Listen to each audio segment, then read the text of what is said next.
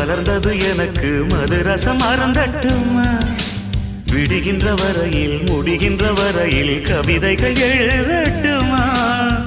முத்தம் என்ற கடலில் முத்து குளிப்போமா அழகு அழகு ஓ நீ நடந்தால் நடையழகு அழகு நெருங்கி வரும் இடையழகு அழகு வேலெறியும் விழியழகு